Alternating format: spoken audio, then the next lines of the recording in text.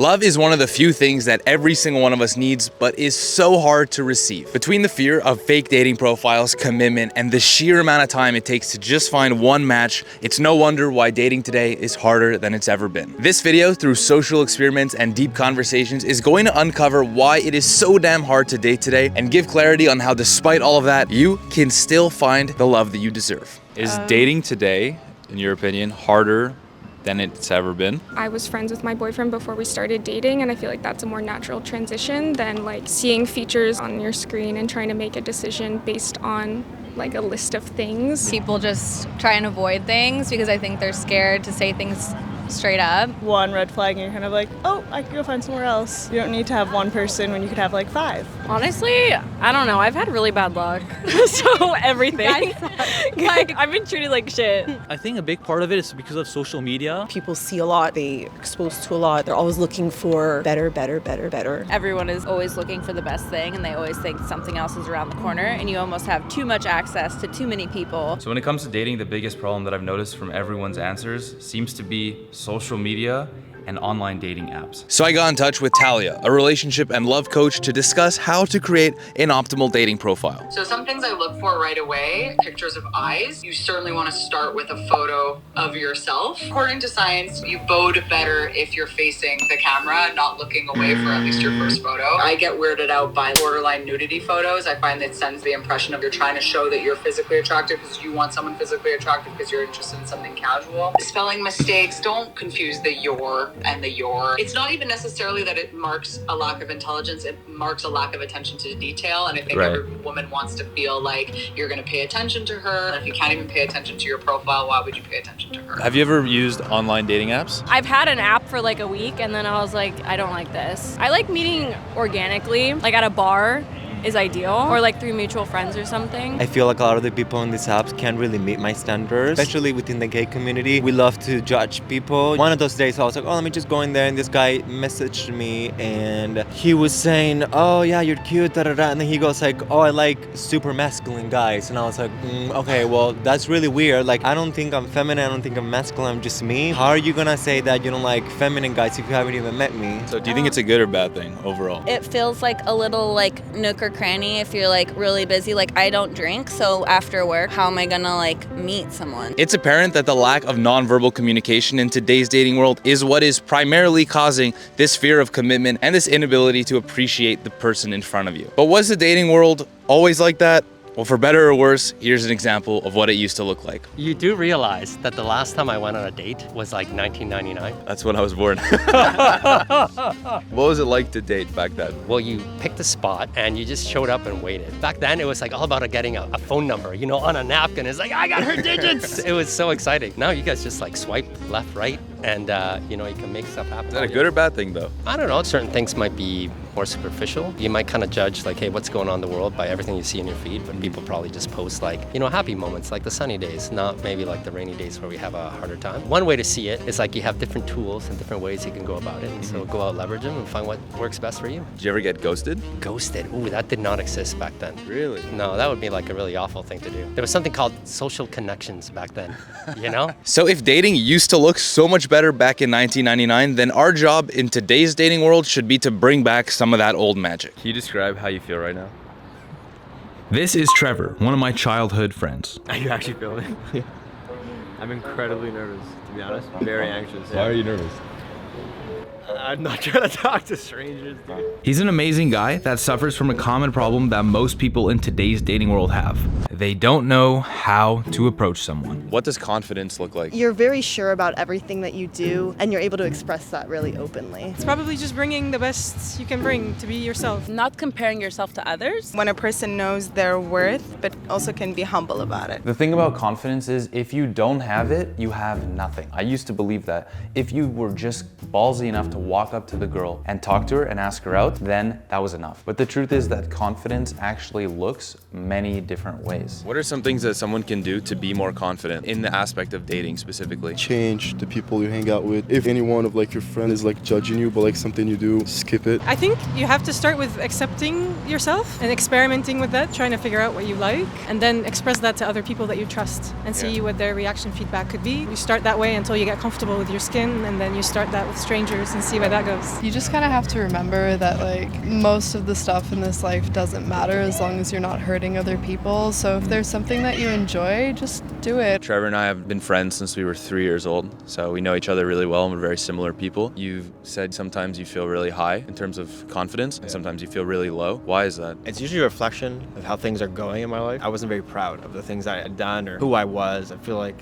especially during high school, sometimes I was trying to be someone I wasn't. It was just like impossible for me to be confident. I like to think that I deserve to be confident, deserve to have a nice life, but that's not really how that works, unfortunately. There could be a lot of matches and a lot of potential happiness if we were just confident enough to go for it or shoot our shot or at least take the first step. But you can only do that if you know who you are. And in order to know who you are, you also have to know what you want. What is your ideal first date? Has to have alcohol. Yeah, something that's casual and has an escape plan. I think the date itself doesn't matter as long as afterwards you go on a long walk. In the past, I would prefer to do things where there's an activity involved. So if there's like a lull in the conversation, it's not super awkward. I'm not picky. Could be just a walk.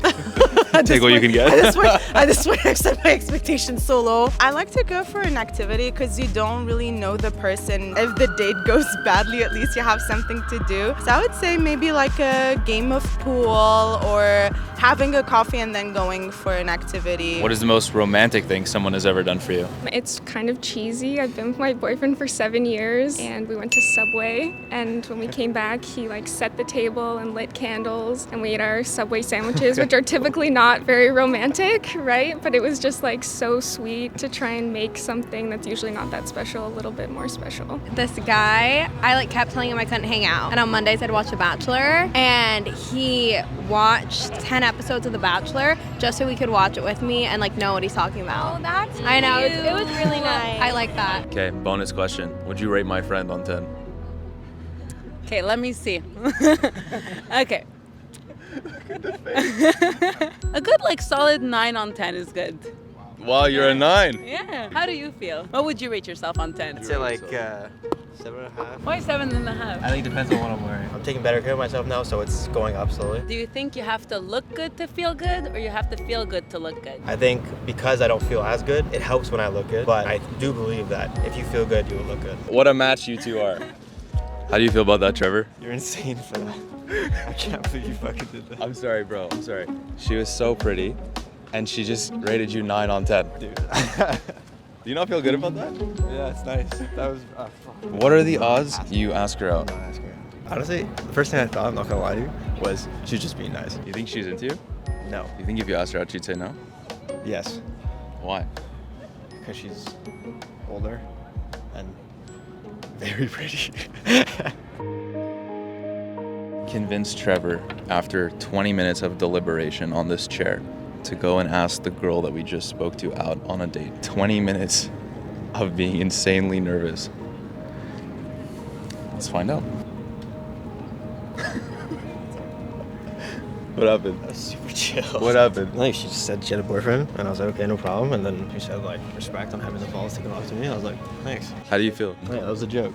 But it's also, like, it's tough because she's just such a nice person. Could you stop? This is so awkward. Everything that has happened in this video is leading up to this one moment, which is actually setting one of my friends up on a first date. This is David, one of my good friends. He is one of the most confident, charismatic people I know when he's around people that he's comfortable with, but when he isn't, he's very shy, especially around women. I actually threw this event a few weeks ago where I invited 50 strangers from all different countries to an outdoor picnic. At that picnic, David was there and he met this girl and they hit it off. They were talking the entire time and I kept nudging him to ask her for her number and ask her out, but he couldn't pull the trigger. I want my friend to be happy and I believe that this woman has a chance of making him happy. And if it makes him too nervous to do that, well then what are good friends for? So that's my job today. This is Dennis. Dennis is roommates with Elena. So Elena's the girl on this date and Dave is my friend. He's the guy on this date. We're gonna go tell Elena right now that she's about to be set up on a blind date. What do you think her reaction's gonna be? She's gonna be excited. I don't know, she likes this kind of stuff. Hi. How are you? I'm making a video that's about the dating world. And part of that video is setting up 2 people on a blind date. That's so cool. I've never been to a blind date. No? Yeah. Yes. Tonight is the night. I'm just really curious to know David's reaction when he sees Elena. Like you heard in the story before, he was too nervous to ask her out in person and on text. It's very cute. But at the same time, it's a very sad reality when a lot of guys can't ask the girl that they really like out because they're just too afraid of getting rejected.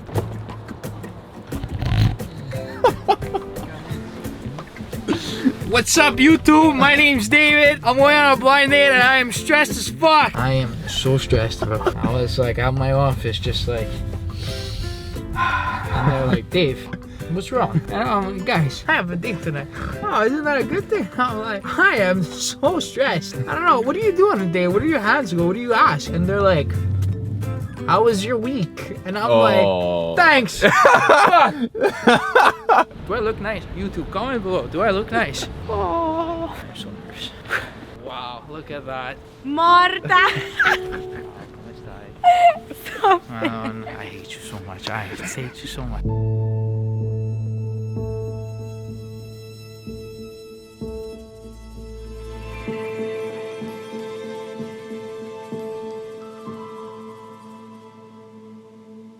How was it? It was fun.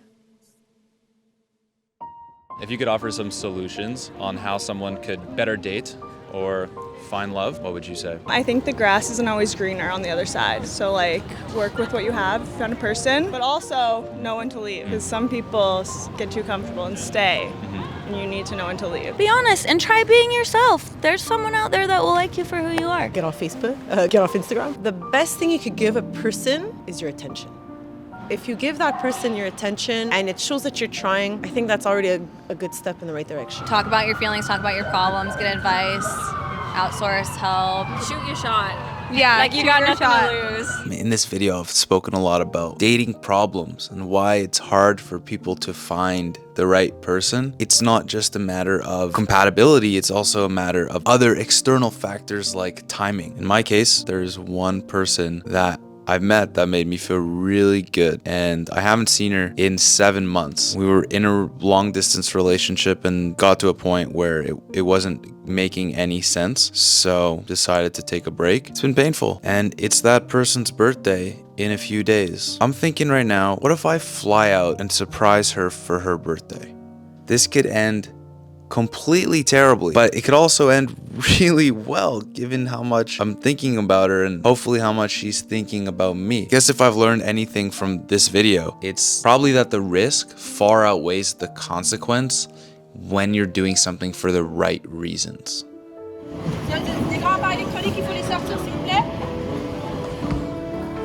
Passeport ou votre carte d'identité, ainsi que votre numéro d'appartement.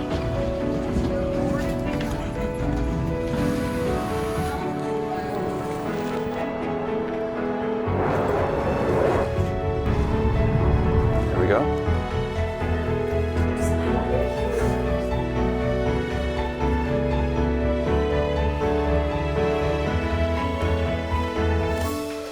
Oh my.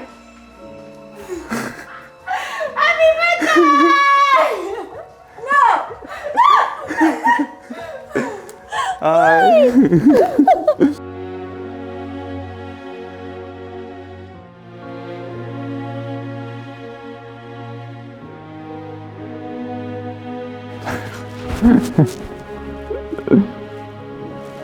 Is all hope lost? People who are single are unhappy, people who are married are unhappy. It's like everyone seems to be freaking unhappy. And that's another thing, it's that endless ladder, right? Everyone wants better. You gotta be happy with what you got.